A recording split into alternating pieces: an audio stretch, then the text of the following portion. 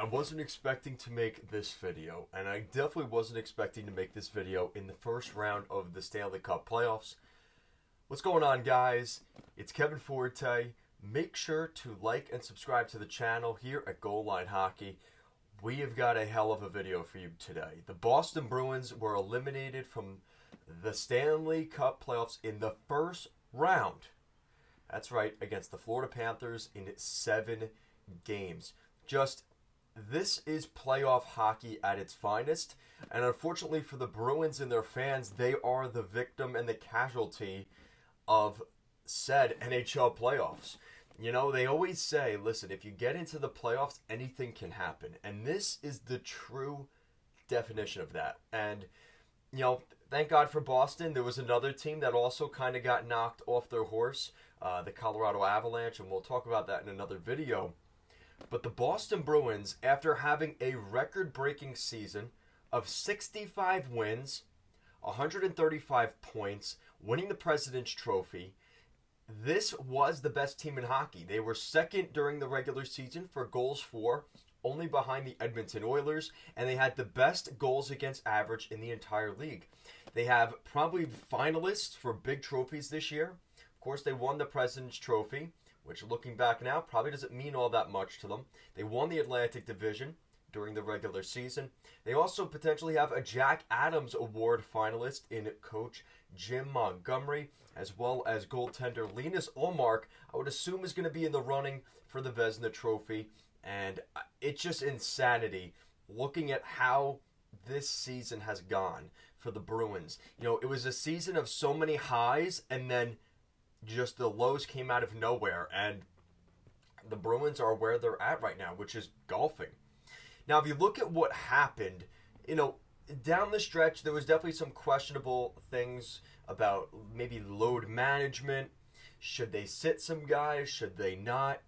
And unfortunately, in Game 82, the final game of the regular season, the Boston Bruins went up to Montreal. And everyone was saying, why is Patrice Bergeron playing in this game? You got to remember, I think there was, even at that time, right, like 2 or 3 weeks ago, that Bergie may never play again. You know, he signed a 1-year deal with the Bruins this year. He's had a ton of injuries, and depending on what happened with the Bruins this year, he may never play again in his hometown in Montreal. So he decides to play in Game 82. He ends up getting hurt, and he ends up missing a significant amount of the series. And really, when he came back into the series, it was almost, not to say it was too little too late, but he wasn't really where he needed to be, and you could tell. And with a herniated disc, I can kind of understand that. But the Boston Bruins issues go even further than that. Bailing out with Linus Ullmark in Game 7. They're up 3-1 in the series. They blow Games 5 and 6. And then they go to Jeremy Swayman, who hasn't played in almost a month. It's been 2 or 3 weeks since he last played during the end of the regular season. And he gets put in a really bad spot in Game 7. And now the guy that might win the Vezina this year, or at least in the running, in Linus Ullmark, is all of a sudden in a desperation situation sitting on the bench. And I think when you consider all of these things together, it really is interesting to see how things have kind of gone for the Boston Bruins. So, let's start with just overall. I mean, like I said, this team during the regular season was incredible. 113 points for David Pastrnak. He's going to be in the conversation for the Hart Trophy and the Art Ross. You also have a really good goalie tandem.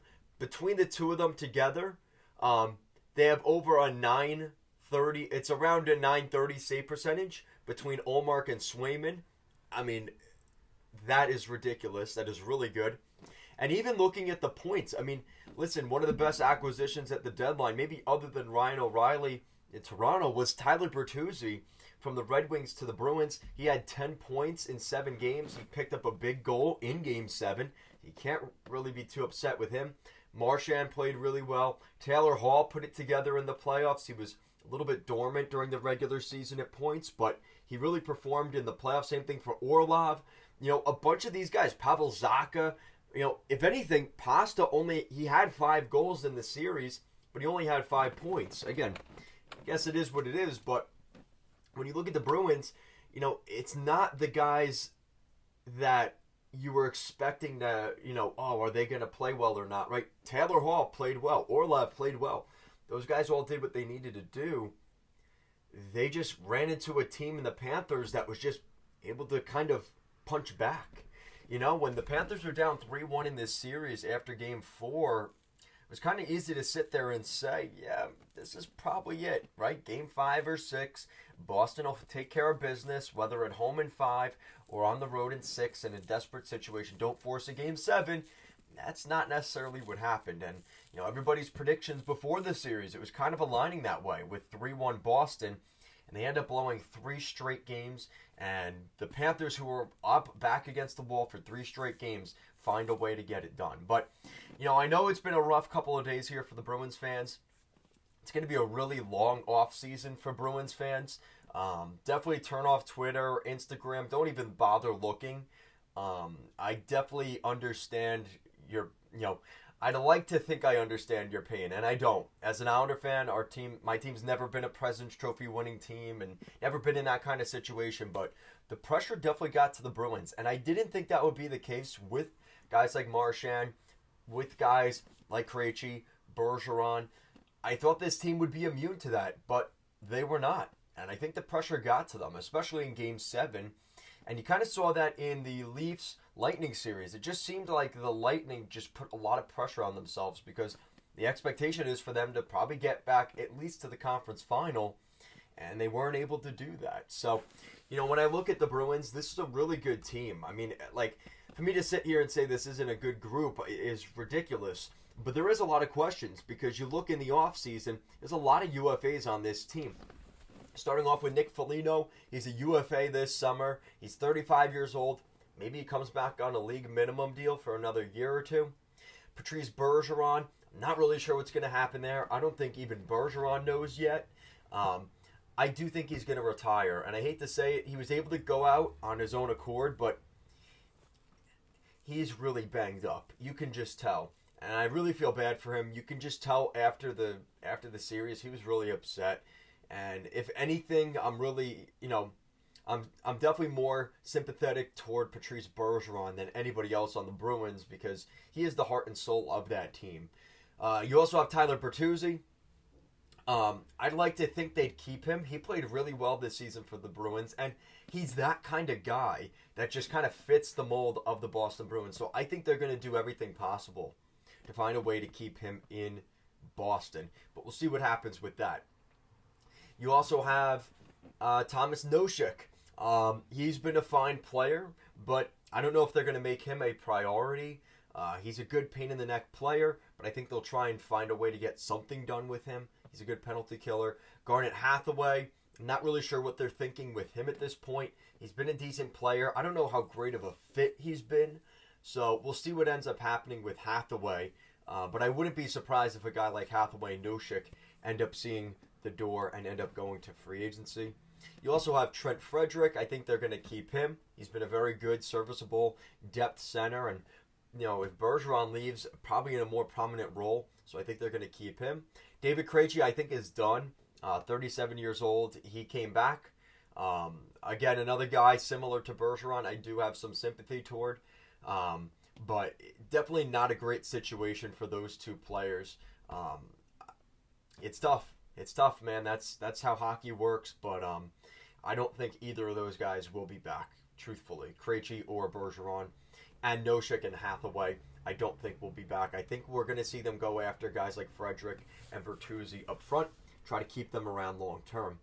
On the back end, there's only 2 guys that we're really looking at here, and they are Dmitry Orlov and Connor Clifton. I could see them letting Clifton go just to change things up a little bit, just to change up the DNA of this blue line. You also have to remember in the system, they have guys like Michael Callahan, Mitchell Miller, some younger guys like Ryan Mast. I don't know what they're really looking with those guys, but there are a couple guys they could try and get into the lineup at some point. So if they're comfortable with one of those guys, I could see them replacing Clifton with another maybe veteran guy in free agency. But I could see them probably letting him go. And I'd like to think they want to keep Orlov. But again, I think a lot of it depends on what Orlov wants to do. Some of the reason why he didn't end up working out in Washington was too much term for too much money. I wonder if Boston's going to also think the same about a potential Orlov contract. So we'll keep an eye on that. In between the pipes, Jeremy Swayman. He is a RFA this summer, so keep an eye out there for Jeremy Swayman. They've also got Kyle Kaiser, who actually has played very well in Providence. Is it? No, maybe Brandon Bussey. Might be Brandon Bussey. So, I wouldn't be surprised if the Bruins let go of Jeremy Swayman. They go with Linus Ullmark. They bring up Brandon Bussey. I think it's a real possibility. I know that tandem, right? They got the big hugs after the games and things like that. But I could see them going in that direction in order to keep a guy like Orlov and Bertuzzi. It might come at the sacrifice of a guy like Swayman. So we'll see what happens there. And again, you also have, you've got a pretty good player in Providence. I think they're going to end up going that route. So with that said, I mean, I'm still stunned. And if you guys can, make sure to check out our live stream we did. The Florida Panthers, Boston Bruins Game 7 live stream. I know it's going to hurt for some of the Bruins fans, but we had some really good conversations in there.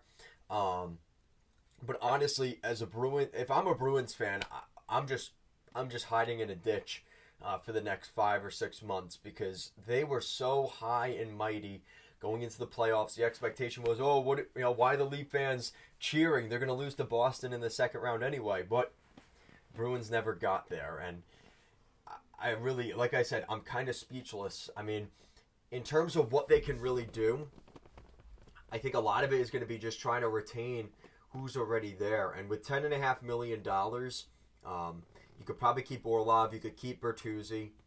But again, that money comes up real quick, right? You got to re-sign Frederick. That might be difficult. Kind of making you force a deal here for Jake DeBrusk. I really think they're going to move him out at some point here. I even look at a guy like Charlie Coyle. Is there a way they could trade him? I hate to even say, trading those kind of guys, but the Bruins cap space is going to make this very difficult. And those players like Charlie Coyle, making $5.25 for the next 3 years is going to eat away at what the Bruins are capable of. And if you want to keep guys like Bertuzzi and Orlov and Frederick, that's a guy that probably has to go out the door. And, like I said, with $10.5 million going into next season, that's including guys like Foligno, like Bergeron, coming off of the books, their current deals coming off of the books.